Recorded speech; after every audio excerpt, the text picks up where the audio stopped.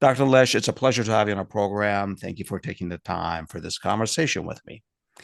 So, in 2000, Hafez al-Assad, the father of Bashar al-Assad, suddenly dies as he's in the middle of a phone conversation with the prime minister of Lebanon. What happens next? Are Syrians apprehensive about turmoil, about their safety, about their country? How do they react? Well, they were very upset, many of them, and just shocked in a way because he had been around for so long.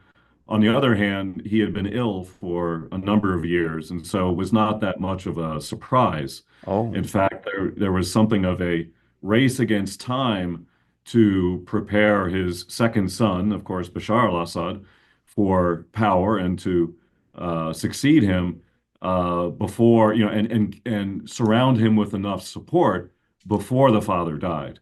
kind of like And groom one him could to be heir. exactly, Yeah. and one could say that it was barely, barely enough time.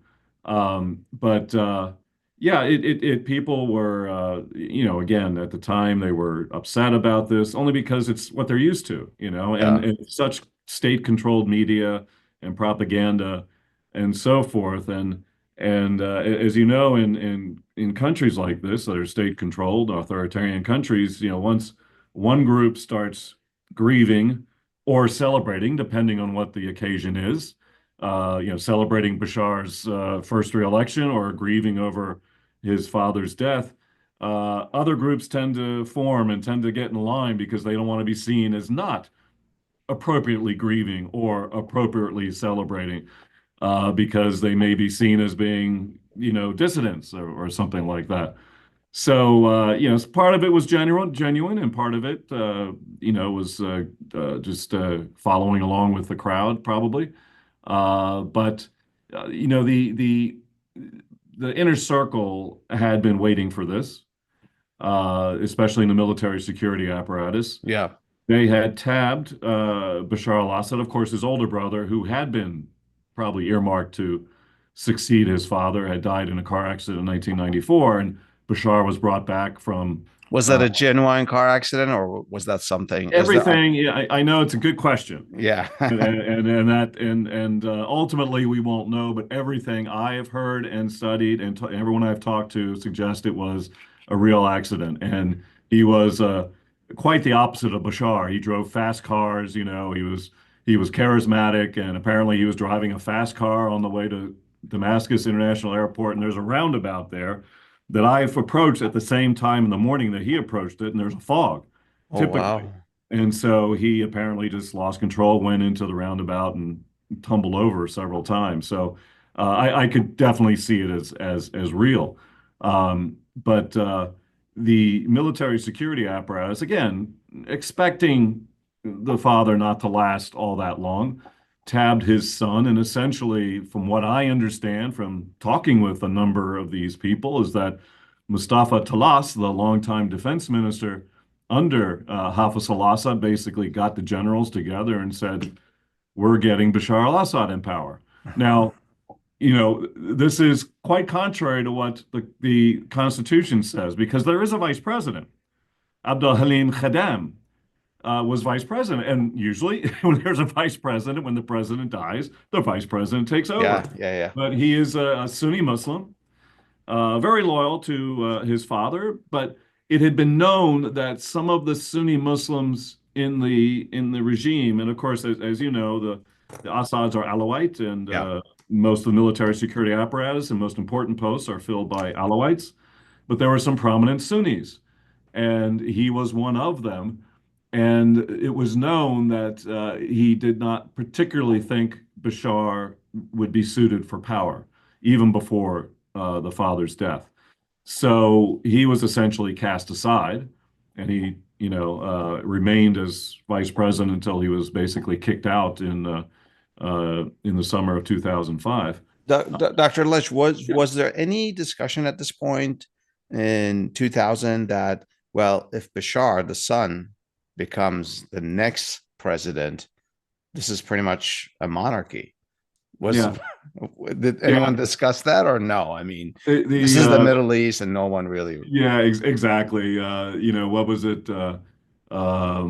Roger Owen, the well-known modern Middle East scholar, finished his days at Harvard University. He wrote a very interesting book called Arab Republican Presidents for Life, or something like that. And it's that very same thing, is that Yeah, it's supposed to be a republic with, a line of succession. I mean, constitutionally ordained succession plan and all of this sort of thing. But they, in fact, become monarchies when the sons, succeed the father. And yeah. Gaddafi probably wanted to do it. Mubarak probably wanted to do it before they were overthrown due to the Arab Spring. And they didn't even in Azerbaijan, which is not an Arab Yeah, country, yeah, but so exactly. yeah. Yeah, exactly. So yeah, in essence, it's family rule. It's in essence, it's a monarchy. So Bashar is groomed and then eventually becomes president. Hmm. How do ordinary Syrians receive him? What do they think of him? They actually thought he was a breath of fresh air, and because Breath of fresh air. Wow. the state propaganda machine had done its job beforehand. He was different even before he became president, and certainly after he became president. He and his cosmopolitan wife, Asma al-Assad, was brought up in London, who worked on Wall Street, very different type of presentation and style than his parents, Hafez al-Assad and his wife. And they used to drive around in modest cars on their own without apparent bodyguards, go to restaurants. She was much more out front, and he eschewed the cult-like propaganda that had developed around his father. And so when he came to power, he was called the Hope, Amal. He was called the Hope in Hope. Arabic even before he became president. And so there was a lot of hope. And as I write in many different venues, there was something called the Damascus Spring in the few months after he came to office, where So we're talking 2000, 2001. 2000, yeah, Yeah. 2000 to 2001, where he freed up the state media apparatus and they could criticize the government more so. Uh, the same, with TV and in print, released some political prisoners, allowed the formation of political salons and forums that could criticize the government. And this had never been allowed before, certainly not in recent memory. And so, this Damascus Spring occurred, and the Syrians themselves called it this, and it seemed to, augur in a new era, and that Bashar, in fact, was this guy. Dr. Lesch, when you Yeah. say they were allowed to criticize the government, Hmm. was that everyone below Bashar?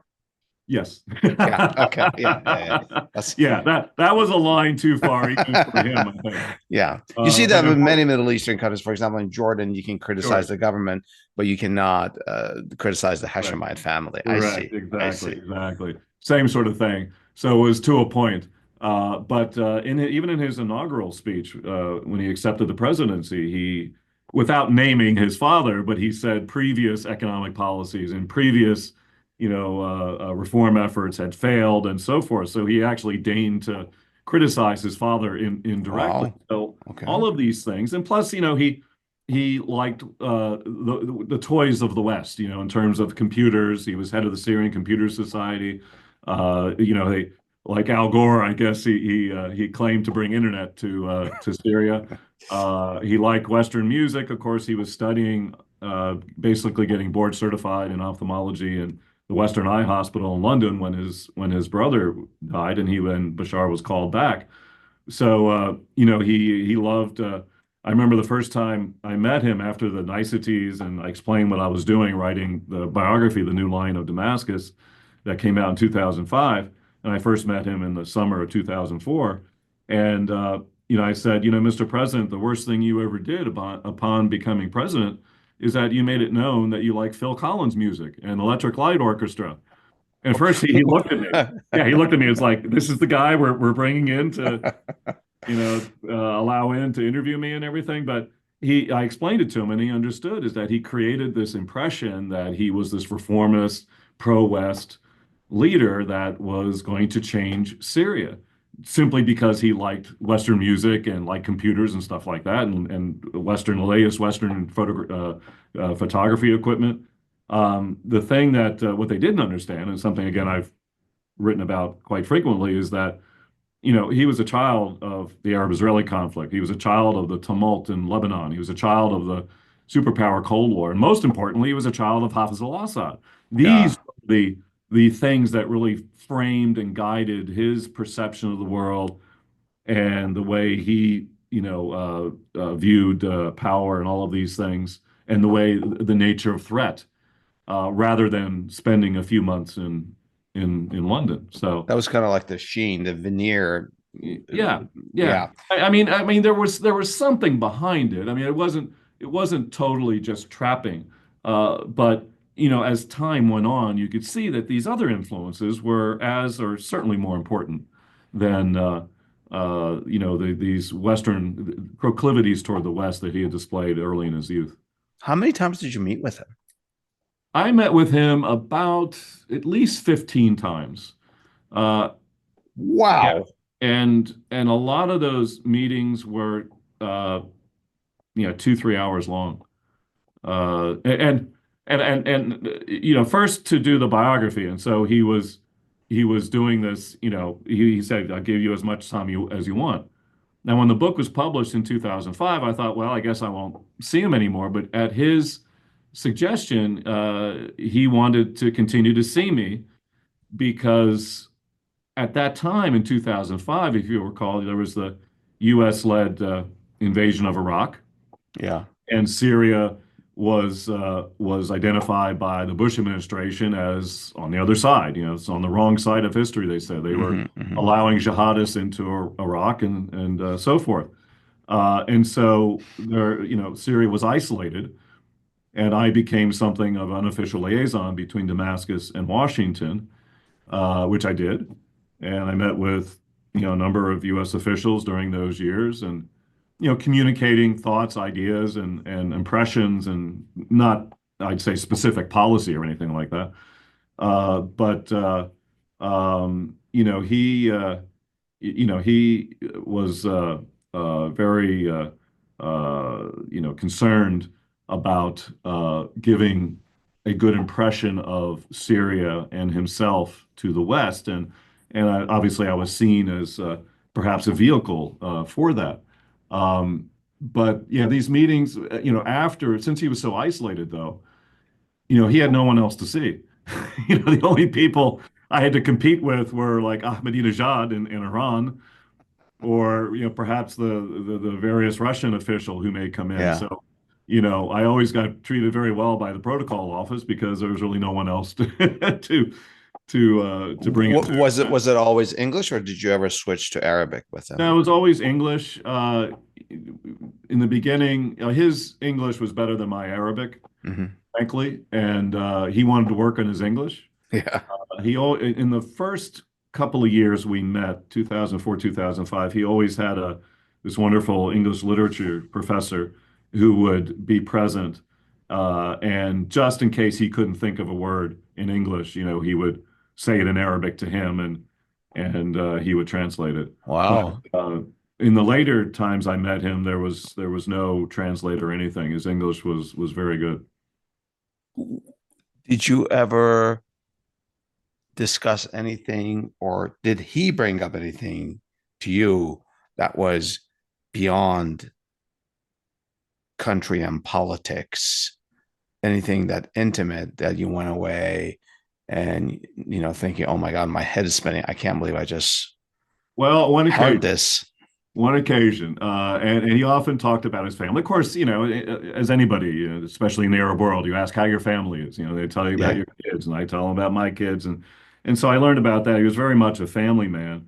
But one time, he actually sang a couple of lines of "Itsy Bitsy Spider" to me, uh, only because he was complaining. Because I asked how was his son doing.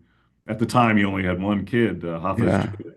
And he said, "Oh, he's fine, except I'm going crazy with this song he's learning at school. And it's called Itsy Bitsy Spider." And so he just started singing it. And he said, "I'm going nuts That's with this song." So, those are some of the human touches and yeah, that endeared him to many people because he was much more open in that way than his father ever had been.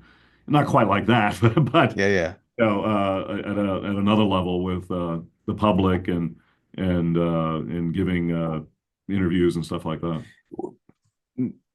It's hard to reconcile even before my conversation with you that we're having right now. It's hard to reconcile his his facial features, his demeanor with the prisons that are being liberated right now Yeah, in Syria, right?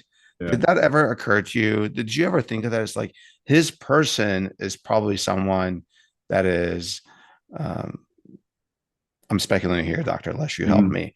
Sure. Meek or calm. I may have a cup of coffee or a beer with him in New Yeah. York or Philadelphia. Here Yeah. he is, a total dictator. Yeah, absolutely. There's Yeah, this dichotomy, this disassociation in a way, and because he was very humble, very unpretentious, yeah, gregarious, mild-mannered, meek, as you said. I talked to a number of U.S. officials, friends of mine over the years, who had met with guys like Saddam Hussein and Muammar Gaddafi and Bashar al-Assad, three now notorious Middle East dictators yeah, yeah, yeah. have been overthrown. And to a person, they all said, Bashar's different. He's normal. He seems like a good guy, Oh, that's just and crazy. that's the impression, he gave. But I'm sure we'll get to this more, but I certainly saw him change in a way over the years. I mean, I met with him on a consistent basis between 2004 and 2009. So I kept going to Damascus and meeting with U.S. and Syrian officials up to and actually during the Syrian civil war, but I stopped seeing him around 2009. And I could see him become much more comfortable with power. And, he was awkward at first with all of this. I remember again, that first couple of times I met him, he said one time, "I've issued 100 decrees and only four of them been implemented." He said, "What type of dictator am I if I can't get all of these decrees?" But it was a much more nuanced system than the dictator just saying this has to be done. He has to bargain, manipulate, negotiate with all of these sinecures of power, and it's not that simple, just to give an order. But I saw him grow much more comfortable with power, especially as he surrounded himself with his loyalists after 2005, 2006. And again, it's not necessarily a bad thing, but when it's an authoritarian system, that means he's becoming much more comfortable being an authoritarian leader. Yeah, yeah, And I could see that. And I could see the alternate. This is what Roger Owen talks about in that book I mentioned earlier. That these alternate realities are constructed around these authoritarian leaders by the sycophants, the yes men and so forth, who support him and part of his inner circle.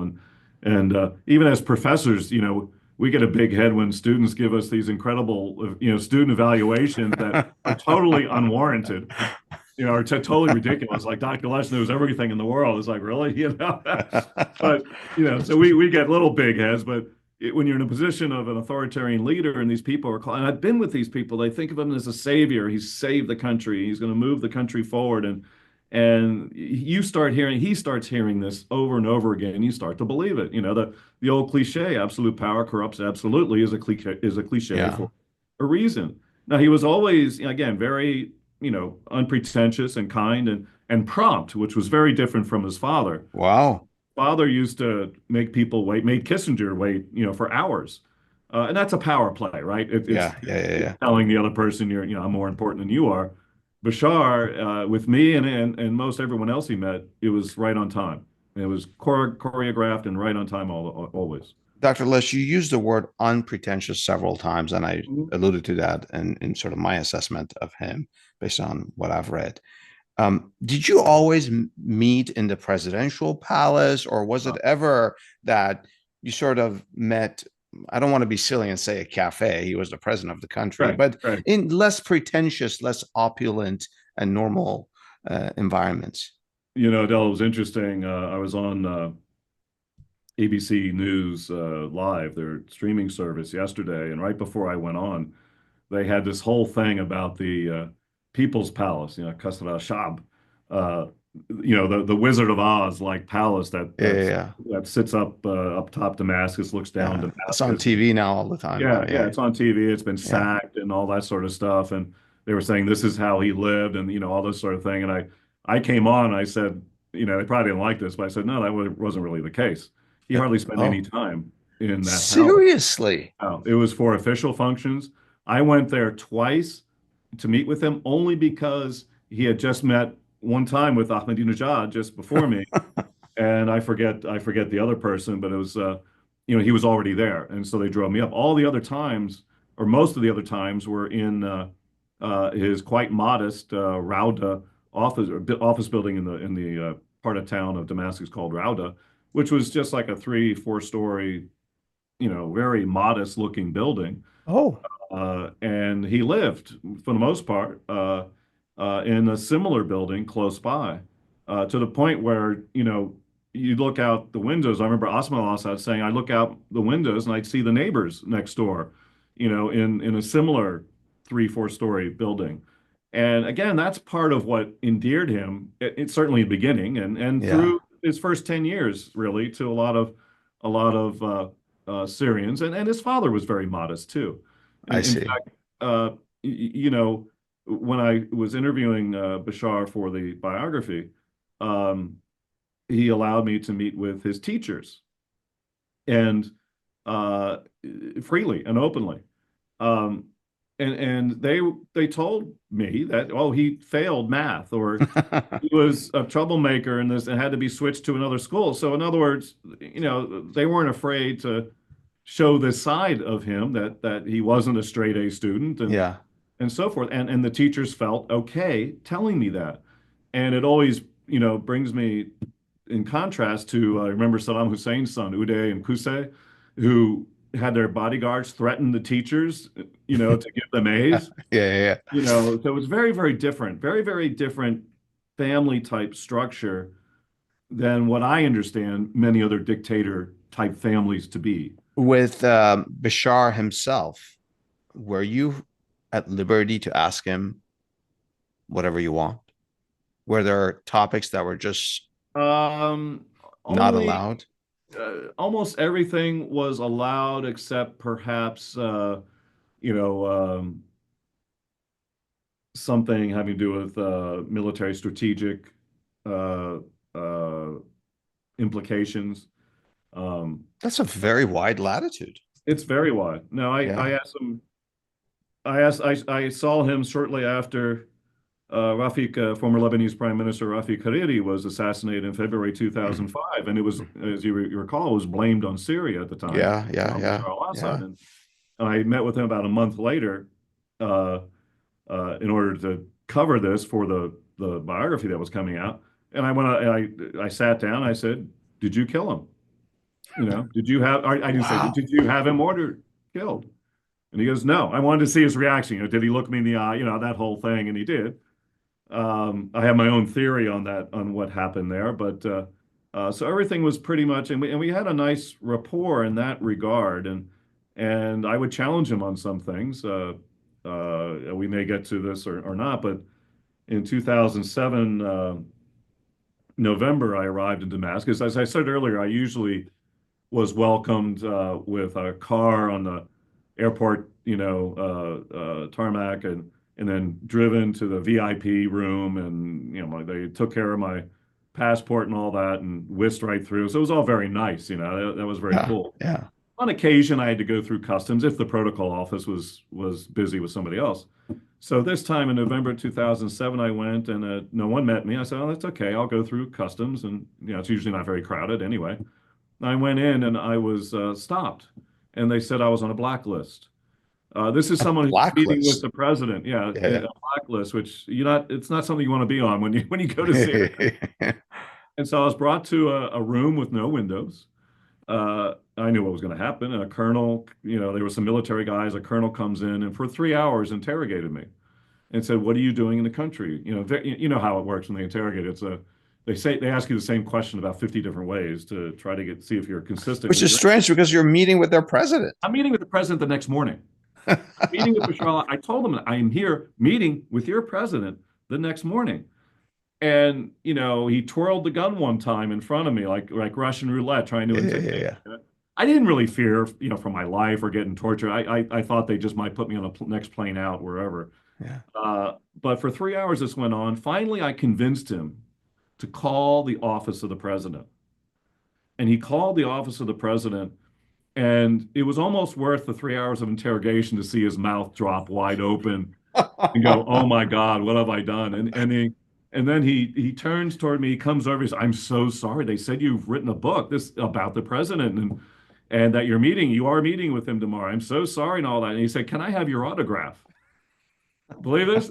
And he Did couldn't you find give a him your autograph? I gave him, yeah, he couldn't find a piece of paper, so I signed the back of the blacklist that had my name on Oh it. my God. You And then he can't make cleared the this up. way. He got a car and brought me to the Sheraton Hotel in Umayyad Square in Damascus. The next morning, I saw the president early on, 9 o'clock sharp. And as he usually does, "How was your trip?" And I said, other than the 3 hour interrogation, it was great. And he goes, "What? What is this?" And he brings his assistant, "Find out what happened. I'm so sorry that this will never happen again." It did happen the next February, but it was the same colonel, and he hugged me. So anyway, I was still on the blacklist, but uh, and so after that, we sat down. I said, "Mr. President, you got to get control of these guys, i.e., security, the mukhabarat. You got Yeah. to get control of these guys, or else they're going to come back to haunt you." And You said that to him? I said that to him, yeah. What did he say? And he said, I know they engage in excess, but I need them. This is a dangerous neighborhood. I have threats all over the place, and sometimes they go overboard. Well, they went overboard a lot, then a lot more Yeah, yeah, yeah. sometimes. But Uh, yeah, Dr. Lesch, you're talking about overboard, and I I, I want to ask this question in the minute we have left of this segment.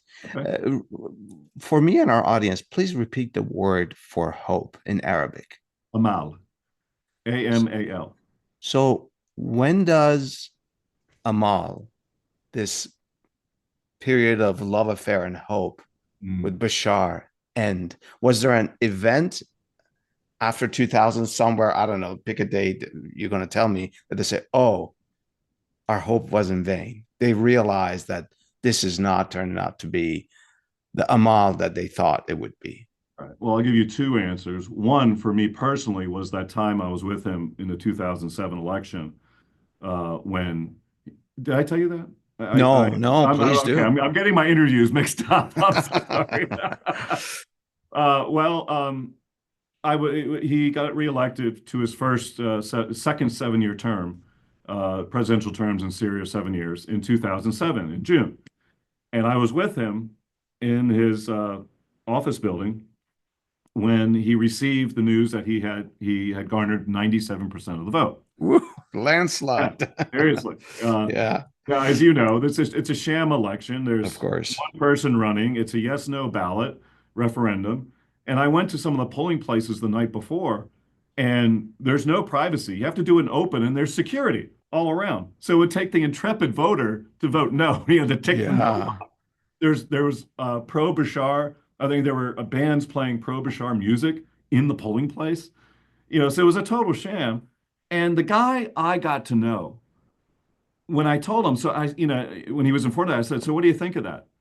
The guy I got to know, I thought he would say, "Oh, I know it's nothing." I thought he'd say, it's more important to look at turnout rather than Yeah. the actual vote. But instead, he sat back and said, "They love me. They love me." Oh, And wow. that's when I, saw, oh boy, you've drunk the Kool-Aid of power. You're going to be president for life. Wow. And Wow. because he Wow. didn't see it, he didn't understand the difference in it, or didn't want to. Now he'd had a tough few years, so maybe this was cathartic for him to see all this outpouring of affection, which he had to shoot until that time. I said earlier, he didn't like, he had his pictures taken down. He didn't want the same like cult type personality that his He didn't that want people idolize him like his father. but Yeah. now it was beginning, and after that point, Wow. you could see the big banners and the photo, the whole cult-like thing start again. So what was Now, the second second event? one, this was for the Syrian people, March 30th, 2011. Just after the uprising began, you know, for 2 weeks, Bashar hadn't been seen, hadn't responded to the simmering, protests. You were referring to the Arab Spring? Arab Spring, yeah, Hmm. in Syria. Yep. And in March 30th, 2011, he gave his first speech, public speech, to talk about the uprising that had been occurring for 2 weeks. He gave it on national TV to Syrian parliament. And everyone was hoping, and again, a lot of the Syrian opposition military leaders I interviewed during the war in northern Syria, in Gaziantep, just across the border into Turkey. I interviewed probably over the years, probably 100 of them. Almost to a person, they said, if Bashar had given the speech that they were hoping for in terms of making concessions, in terms of punishing his cousin in the province of Daraa, who was responsible for the roughing up of those teenagers, the torturing of those teenagers who had written graffiti, anti-regime graffiti on a wall.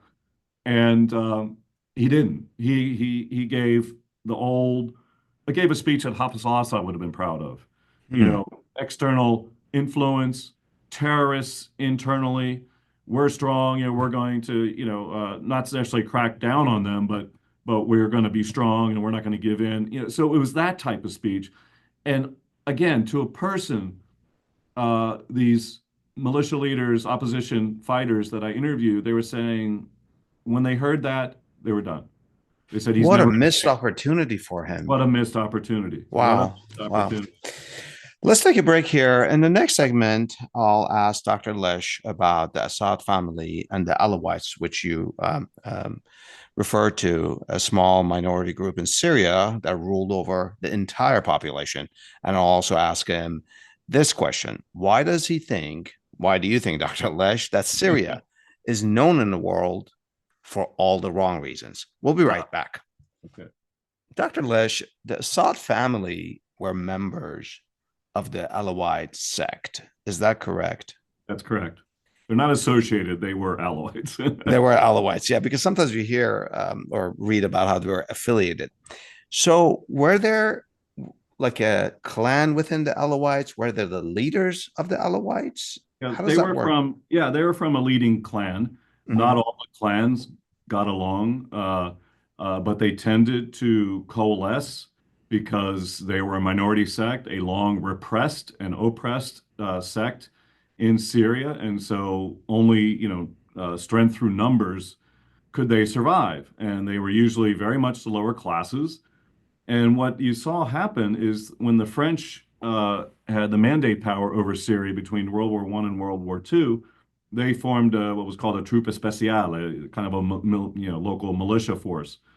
Well, most of the population was unwilling to serve for a French, type of uh, military group. So we're And talking 1920s, yeah, 19. 20s, 30s, Yeah, yeah. 1920s, 30s into the 40s. Certainly Sunnis and others, it was a betrayal of Arab nationalism or betrayal of of the attempt to get independence from the French. So the Alawites, in disproportional numbers, joined and Hmm. were recruited by the French, as were some Christians and Druze. And so they achieved this Troupe Spéciale became the backbone of the Syrian military when the country gained independence from France in 1946. And so the Alawites were well positioned in the military, disproportionately so, Oh, wow. in the aftermath of this. And so when the Ba'ath Party, the socialist Arab nationalist party that formerly came to power in Syria in 1963, but had a very important position in the country in the 1950s, wedded itself in order to get more power against other groups in the country with elements of the military, the Alawites and Druze, but especially the Alawites, including a young Hafez al-Assad, were well positioned in politically, not just militarily. So this is why once they gained power, when the Ba'ath Party came to power, the Alawites had a predominant position, and particularly when Hafez al-Assad and another, intra-Ba'ath coup, actually in 1970 came to power, the Alawites were in a predominant position. politically and in the military security apparatus, and they weren't going to give it up very easily at all. In fact, interviewing some of these opposition fighters in the Syrian civil war from 2011 and on, they said we hated coming across an Alawite unit, uh, fighting Why? the government because they knew, and usually these opposition elements were Sunnis and oftentimes Sunni Salafists or even jihadists. Yeah.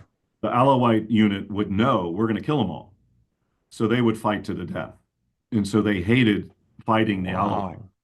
but they're fighting to the death and clinging to power and supported Bashar al-Assad in the civil war for a long time, not so much toward the end, but for a long time because he was protecting the sect. They may not have liked him, some of them, and some of them didn't. Some Alawites didn't. Majority did, but or supported him, but some didn't. But he was their protector. It was this, the Alawite fortress that he had to protect. And so, they weren't going to give up power very easily. They were going to fight tooth and nail to keep it at the time. So, in preparing for this conversation, I went back to the Alawites, and this is something I can't quite figure out. They are Shiite, but not really. Is that Your guess is as good as mine because it's a very, it? it's a very esoteric sect, and I have, in fact, I have an Alawite in. I taught a course every fall on history of Syria. I have an Alawite, Syrian Alawite, in my class. In fact, I'm going to see her about her final paper right after this conversation. Okay. And you know, we talked about the Alawites in class, and I asked her, so is that correct? Is that your view of it? And she goes, I don't know. It's such a secretive fact and everything. Yeah, But it's a combination. Ali, the son-in-law and cousin of the Prophet Muhammad, is the bearer of divine essence. Basically almost apotheosizing him and giving him divine features, which is why they're called Alawites, followers of Ali. And they include elements of obviously Islam, but also Christianity, Persian Zoroastrianism, oh, uh, wow. yeah, Gnosticism. It's a very mystical type of thing with this, what's called the Batiniya in Arabic or in Islamic language, which is a hidden, esoteric knowledge that only a few of the leaders of this sect have. So that they are uh, followers of Ali, which, by the way, Shiite, the full name of Shiite Muslims is Shiatu Ali, which means followers of Ali. Yeah. So there is a close relationship there, and yeah, sometimes they're described as a schism of, as are the Druze, a schism of Twelver Shiism, the main line, as are Ismailis and Zaidis are schisms of the main Twelver line. And sometimes, I mean, even Twelver Shiite Muslims, for the most part, do not consider Alawites to be Muslims. In fact, Hafez al-Assad negotiated with Musa Assadr, who was a prominent Shiite imam living in Lebanon. And because Syria had an important role in Lebanon, dominated Lebanon after from 1976 on, basically until 2006, um, Hafez al-Assad compelled or asked Imam Musa Sadr to say that Alawites are actually Shiites. They're actually, and so now it was okay to have this relationship with 12 or So Muslim. did Imam Musa says say it? Say it that Yeah, they're he did. Shiites? Yeah. Yeah. Yes, he did.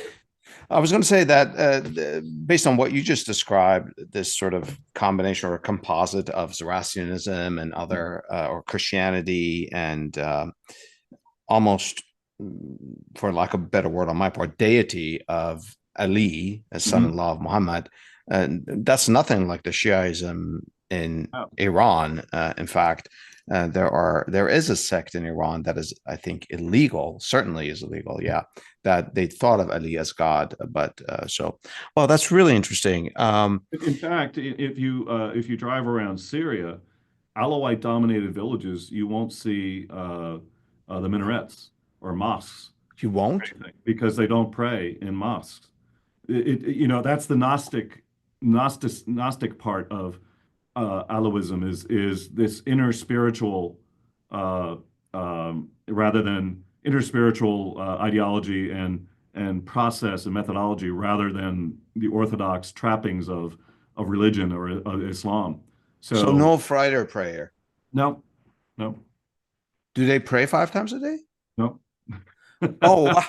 So that Yeah, doesn't so now you can see why some don't even consider them to be Muslim, Oh, but that's really fascinating. And yeah. they're only correct me if I'm wrong, please, Dr. Lesch. They're 13% Yeah, somewhere around that, between 10 to 13% of Syria's of the population. country before the Civil War. I mean, all these percentages, there's going to have to be a census and demographic census taken 5 years from now because, so many people left. Christians, Yeah, now yeah. a lot of Alawites are leaving. So many refugees, in many different countries that perhaps now will return. So there has to be a new census, and so all these figures that are being thrown around are before the Civil War. I see. You've written many books, and as I was reviewing them to ask follow-up questions, one of the things that I decided to ask you and uh, put the ball in your court is this. Mhm. In post World War One history of Syria, we can even come closer. We can come, since the Assad family, if you wish. What are some of the big inflection points Right. that you can say, aha, this is what changed? For example, if it was Iran, I would talk about the constitutional revolution of 1906. I would talk about the CIA coup in Mossadegh, yeah. 1950. Yeah, yeah. Um, I'll go just before Assad came to power in 1970, and that's the 1967 Arab-Israeli War, when Israel in 6 days defeated the combined Arab armies of Egypt, Jordan, and Syria primarily. And from Syria, that's when they took the Golan Heights. Mhm. Hafez al-Assad was defense minister at the time and commander of the Air Force. So it was a personal thing to him losing the Golan Heights. They lost the high ground, which is why Israel took it, as Yeah, well yeah. as the tributaries that led into the Jordan River, the lifeblood of Israel. So it was a strategic takeover. To Syria, it was it was this incredible injustice. Uh, it was humiliating in many ways. And every time I went to Syria, I started going to Syria. When did I start going to Syria? 1989, I guess. It was my first time to Syria. I've been there about 30, 35 times Wow. before um, during the Civil War and certainly before what happened recently. And almost every single time, especially because I'm an American and they think, Yeah. of course, the United States supports Israel, some official, they'd start complaining about the Golan Heights that, and the Palestinians, we can't, until Yeah. this injustice is done. And sometimes they start crying. It became such an emotional, Wow. a very emotional issue. And it became the defining element of Hafez al-Assad's foreign policy and many ways domestic policy. And so that episode, and it did it the whole Arab world. That's when Osama bin Laden became really Osama bin Laden, was after that defeat. And when You mean Nasser, after the Golden Heights were taken after 1967? Is that what you mean? well, for Egypt, after they lost, the Sinai Peninsula, the Gaza Strip, Jordan lost the West Bank, including Arab East Jerusalem. I mean, this was the most humiliating day in modern Arab history Yeah. when Israel defeated the entire Arab world because there were contingents of troops from all over the Arab world. Yeah. And so this became a defining element across the Arab world. It led to Nasser's uh, diminution, Hmm. certainly after that, and the end of Nasserism, and really the end of secular Arab nationalism in general. And for Syria, it became a defining moment that so colored every Wow. aspect of Syrian society. Foreign policy absolutely became their primary foreign policy to recover the Golan Heights, which affected domestic policy because everything had to be put toward defense. and away from other elements of the economy to protect against Israel in order to try to get the Golan Heights back and in society as a whole. Um, Wow. so that's one I would definitely circle in terms of an inflection point. And did this continue till um, the 21st century in Oh, your visit? absolutely. Absolutely. Bashar, He I brought remember it up to one you? time, I remember one time sitting with him, I think it was 2008 or so, and we were talking about policy actually, and I was saying, so what would it take? You know, Americans are interested. What would it would take for you to break from Iran and Hezbollah, or at least reduce their footprint? And he sat back and he said, if I, and he closed his eyes and looked up at the, he said, if I can get the Golan Heights back, I will be a hero. And so it, you know, of course, this is when he's the son of Hafez al-Assad. So Yeah. that paradigm affected his own, you know, Weltanschauung, his global outlook and regional outlook and domestic policy. And that was very, very important to him. And what's interesting now, Adele, is that since the Syrian civil war has so shaped the views of an entire generation of Syrians, especially young Syrians who came politically aware during the civil war, their first and foremost thought is not the Golan Heights. They're not thinking about getting, they could care less about the Golan Yeah, Heights. yeah, yeah. They're thinking about the Civil War. They're thinking about getting their home back, or now, you know, about what's going to happen now in Syria after the overthrow or the fall of Assad. Yeah. And so it'll be interesting to see if the Golan Heights remains important, in any sort of serious way moving forward. Dr. Lesch, one of the questions that I've been very eager to ask you, and I forgot to ask in the last segment, is this. The title of your book is Syria, the Fall of the House of Assad. But you wrote this book in 2012, and the book obviously has a portend, the fall of the House of Assad. So, did you think it would take this long?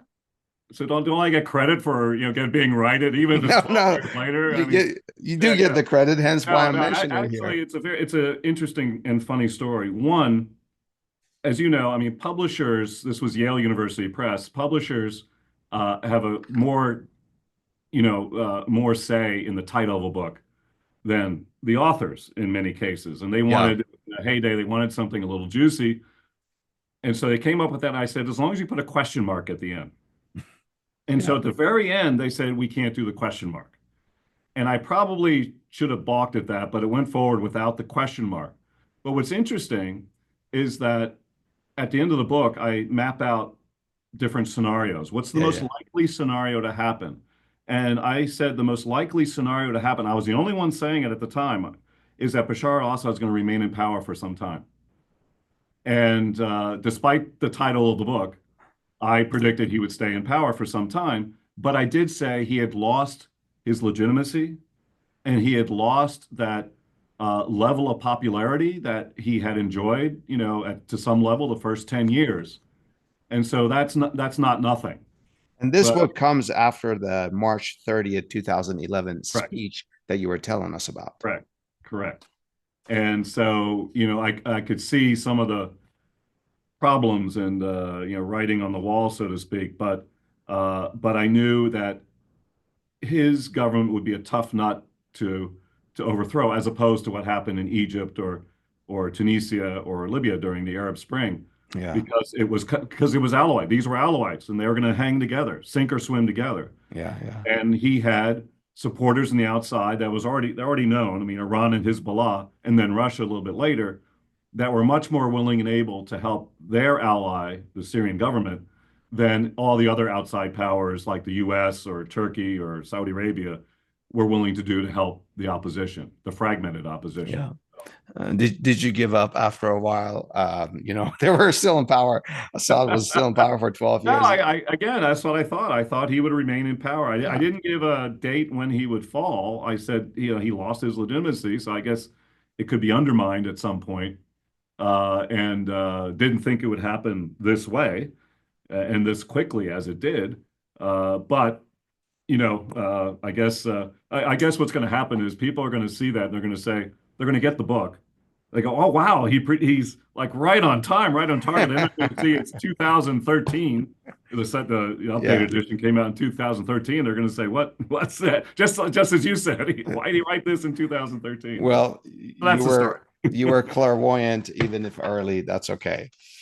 To close our conversation, I want to ask you um, a small question that has intrigued me for years on, and that is the union, which is sort of crazy thing that I read many, many years ago. Then I started digging into it. Union of Egypt and Syria. I think it was in the early 1960s. 1958. It was Yeah. September 1958, and it lasted till February 1961. Or excuse me, it started in February 1958, lasted till September 1961. So they don't share a border. Mhm. How did this idea come as like a crazy proposition? How did this even come This is about? very complicated. This is I very bet it complicated. is. Uh, Um, Give me I a guess Cliff's Notes two things. version of it. Yeah, Yeah, yeah. Well, we'll see here. I'm an academic. I don't think we can do cliff notes or that's anything, true. but That's true. I'll give it my best shot. Two things. One, uh, Nasserist pan-Arabism. You know, it wasn't even called Arab nationalism or pan-Arab. It was Nasserism. He so dominated Egyptian Oh, President Gamal Abdel Nasser, so dominated the Middle East at the time, the Arab world at the time. And, in post-Suez War, euphoria, all of these types of things. And so everyone was looking to merge. I mean, maybe this was the final moment. This was the heyday of Arab Nation. Maybe, countries could actually merge and uh, oh. and snuff out, When you say everyone, so this is not just Syria. not Everyone just with, here, other countries are elements in these countries, huh? we're talking about it. And so there was the U.S. attempted to overthrow the Syrian regime, and it was, in fact, that was my first book I wrote, was about this episode in the fall of 1957, what I call the American Syrian crisis. It was uncovered. It spiraled into a regional and then a superpower confrontation between the U.S. and Soviet Union over Syria. And Nasser kind of swooped in to perceive to the Syrian population to save the day. He sent 5,000 troops there, which was woefully inadequate to keep anybody away. But he was matching, deeds with words, or words with deeds. And and so the Ba'ath Party, which was in its not infancy, but it was fairly important still. They figured they'd take advantage of this and suggest to Nasser that they merge. And Nasser really didn't want to. He really wasn't an Arab nationalist. He was an Egyptian nationalist, but he had become captive to his own rhetoric, and so he couldn't say no. Become public, and so they merged. And essentially, it didn't last all that long because it wasn't a good fit. Syria and Egypt are very different. Nasser and his forces had dominated Syria. His generals ran the combined military and stuff like that, and most of the Syrian political class, some went into exile, some were reduced in importance. They finally, in 1961, said enough of this, and so they seceded. But it just wasn't a good Interesting. fit. You would think, why would a country willingly um, commit themselves to be sort of Yeah. subsidiary to another country? And I think you just answered that. It was Arab nationalism or Nasserism. Dr. Lesch, thank you so much for educating me and our audience. And to our audience, if you know of any history that could provide more perspective from the past on this subject, please share it with us and tell us what's your perspective. Thank you so much, Dr. Lesch. A real pleasure. Thank you.